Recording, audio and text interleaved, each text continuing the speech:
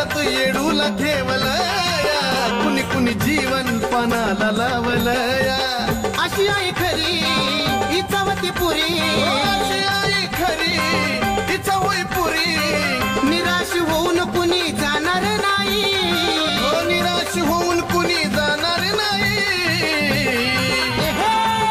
आली आली आली बघा माझी येडा माई माझी येडा माई